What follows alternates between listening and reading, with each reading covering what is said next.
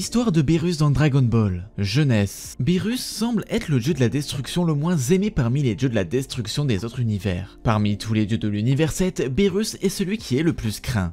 En tant que dieu de la destruction, son devoir est de détruire des vies, peuples, races et planètes afin de maintenir l'équilibre dans l'univers. Il est entraîné par Whis. Beerus se trouve être un mauvais dieu qui ne fait pas correctement son travail. En effet, en plus de son caractère parfois arrogant et capricieux, il agit seulement selon ses propres désirs. Par exemple, s'il trouve la nourriture d'une planète très mauvaise, Beerus se charge de la détruire. Mais Beerus détruit même les planètes qui semblent être importantes pour l'univers, sans même réfléchir. Lorsqu'il refuse d'agir sous un prétexte, il laisse quelqu'un d'autre agir à sa place. Et lorsqu'il n'a pas besoin d'agir, il passe son temps à dormir, et parfois pendant plusieurs années. Et quand il est réveillé, les Kaioshin sont conscients des destructions inutiles des nombreuses planètes. Leurs journées deviennent alors tendues. Tous les 1000 ans, une réunion entre Kaioshin et Dieu de la Destruction dans tous les univers est organisée. Au cours d'une de ces réunions, il n'a pas été d'accord avec le vieux Kaioshin sur une des décisions prises. Pour le punir, il l'enferme alors dans la fameuse épée légendaire, et il restera scellé des millions d'années. Un autre jour, il s'est rendu sur la planète de Maître Kaio, qui était beaucoup plus grande à l'époque. Il a joué à une partie de course de voiture contre Maître Kaio, cependant, Beerus a perdu la partie contre lui, ce qui l'a enragé et il a détruit une grande partie de la planète. Maître Kaio décida alors de rassembler les fragments restants sur une sphère et construisit une route pour pouvoir s'amuser en voiture. Lors d'une des fêtes d'anniversaire de Beerus et de son jumeau Champa, Beerus a mangé seul le gâteau d'anniversaire, ce qui a rendu Champa furieux parce que c'était aussi son anniversaire. Beerus et Champa s'affrontent alors dans un duel, ce qui a détruit une bonne partie des planètes des univers 6 et 7, mais ils sont arrêtés par leur maître Whis et Vados en leur expliquant que ce comportement pourrait conduire Zeno à détruire les univers qu'il garde. Mais Beerus et Champa ont avoué qu'ils s'en fichaient. Les deux frères concluent alors un accord pour ne pas avoir d'affrontement. Des millions d'années plus tard, Beerus rencontre Freezer, avec qui il a pu avoir une bonne entente car les deux aimaient détruire et éteindre des races. Cependant, un jour Freezer a provoqué Beerus et a facilement réussi à mettre le Hakaishin en colère.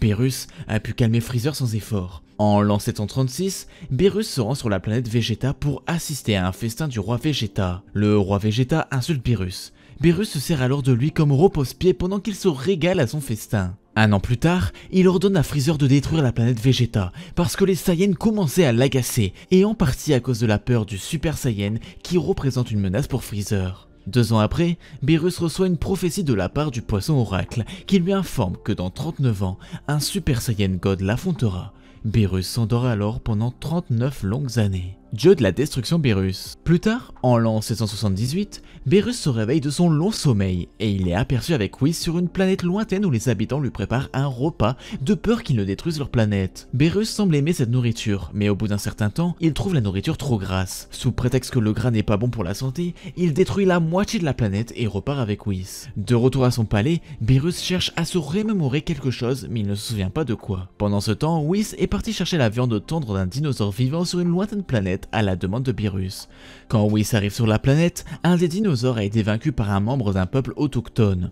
Ces derniers sont en train de le ramener chez eux pour le manger, quand Whis demande au chef qui a abattu le monstre de le lui donner. Le chef, mécontent, utilise une transformation de combat. C'est alors que Beerus arrive à son tour, reprochant à Whis son retard. Le chef attaque alors Beerus qui le bat facilement et finit même par détruire la planète, renonçant finalement à la viande du dinosaure. Il avoue à Whis qu'il espérait simplement que le goût de cette chair l'aiderait à se rappeler d'un rêve prémonitoire qu'il avait fait 39 ans auparavant. C'est alors que l'explosion de la planète lui rappelle que sa vision concernait un adversaire de valeur qu'il rencontrera, mais il ne se souvient pas de son nom. Beerus, déterminé à trouver ce Super Saiyan God, décide de mener sa propre quête en allant questionner les Saiyans, à commencer par Son Goku qui se trouvait à ce moment-là sur la planète de Kaio. Aussitôt arrivé sur la planète, Beerus interroge Son Goku au sujet du Super Saiyan God, mais celui-ci ignore totalement de quoi il parle. Suite à ce très court dialogue entre Son Goku et Beerus, le Saiyan lui demande une petite démonstration de sa force. Beerus accepte à condition que Son Goku se donne à fond. Le Saiyan se transforme en Super Saiyan 1 avant de devenir le 2 puis enfin le 3. Beerus est impressionné par la puissance de ce dernier, mais n'en fera qu'une bouchée en le mettant à terre avec seulement une pichenette. Pressé de questionner Vegeta, Beerus se rend directement sur Terre dans l'espoir de rencontrer le Super Saiyan God. Après avoir questionné Vegeta, celui-ci lui répond qu'il ne connaît rien du Super Saiyan God. Après quoi, Whis, l'acolyte de Beerus, dira que ses prédictions sont erronées. Beerus, lassé de Whis, décide de s'inviter à la fête de Bulma et de goûter les délicieux plats terriens.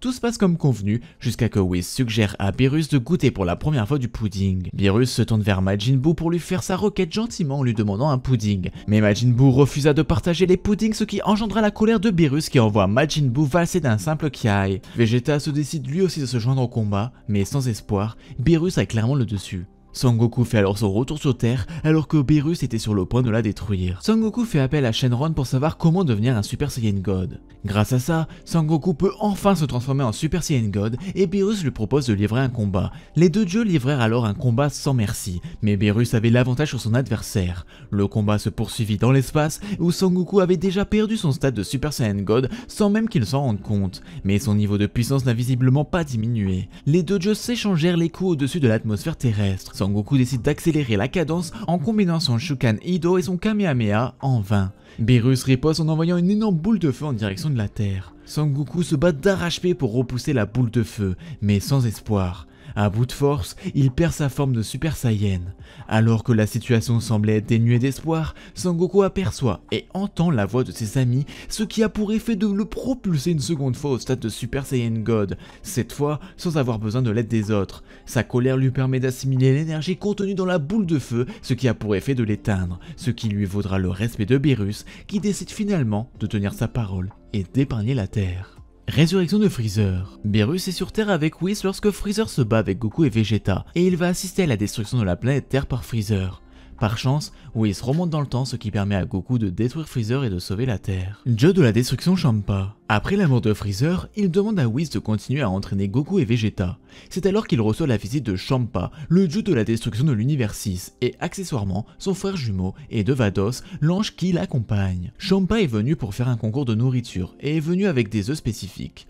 Beerus lui rend la politesse en lui faisant goûter des nouilles instantanées qui rendent son frère passionné. Apprenant que la Terre, lieu de ses nombreux plats délicieux, n'existe pas dans son univers, Champa défie Beerus et il décide de faire un tournoi. Champa met en jeu les 6. Le tournoi se déroule sur la planète sans nom et 5 combattants les représenteront.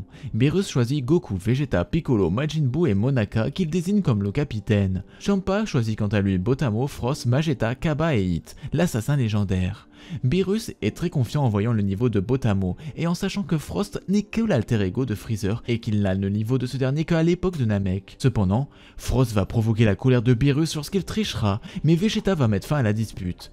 Beerus sera surpris par la puissance de Hit, qui bat Vegeta sans difficulté, grâce au Tokitobashi. Il comprend que Goku est son dernier atout, car Monaka n'est qu'une ruse afin que Goku et Vegeta se surpassent, chose dont Whis n'hésitera pas à se moquer. Il sera aussi inquiet de la transformation de Goku en Kaioken x10 face à Hit. Lorsque Goku veut affronter Hit à son meilleur niveau, Champa et Beerus vont se disputer et Goku va abandonner le combat. Beerus va quand même gagner le tournoi car Hit feindra d'être vaincu par Monaka. Ils seront alors témoins de l'arrivée de Zeno, venu pour rappeler aux Haigaishin leur rôle et Beerus fut effrayé, et notamment lorsque Goku lui serra la main. Il dit à ce dernier que Zeno a un pouvoir sans limite, pouvant même détruire les 12 univers d'un claquement de doigts. Après avoir rassemblé les Super Dragon Ball, il décide de donner une copie de la Terre à Champa. Trunks du futur. Le rôle de Beerus dans cet arc est mineur, car étant un dieu, il ne peut pas aller dans le futur de Trunks. Cependant, d'après ses dires, il aurait pu régler ce problème très rapidement, et il le prouve en utilisant le Hakai, technique jusqu'alors inédite sur Zamasu, version précédente de Goku Black, qui allait attaquer Goku après avoir essayé d'assassiner Gowasu. Il est ensuite présent lors du départ de Trunks et Mai. Survie de l'univers. Goku décidera de s'entraîner sur sa planète après avoir vu qu'il se rouillait.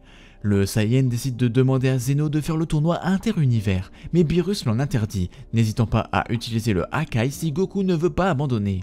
Cependant, ce dernier le trompera et ira au palais de Zeno. A son retour, Beerus ne manquera pas de le punir et ira accompagné de Goku et Whis sur la planète de Shinkai pour recevoir les instructions du Daishinkai. Il va donc au palais de Zeno pour le match d'exhibition contre l'univers 9. Quand Goku adressait la parole à Zeno de manière familière et désinvolte, Beerus le fait taire car tous les dieux sont présents et l'univers 7 reçoit une mauvaise image. Suite à la résurrection de Freezer par Uranai Baba et la tentative ratée de l'univers 9 à assassiner Freezer, Beerus et Whis viennent le chercher avec Goku et amènent les 10 combattants au monde du vide, lieu où se déroule le tournoi. Beerus sera alors spectateur. Il est choqué de la destruction de l'univers 9 en plein tournoi. Il est plus tard terrifié par la puissance de Jiren, un guerrier de l'univers 11, et croit même pendant un temps à la mort de Son Goku. Cependant, il sera terrifié par la nouvelle forme de combat que ce dernier éveille, la maîtrise des mouvements instinctifs.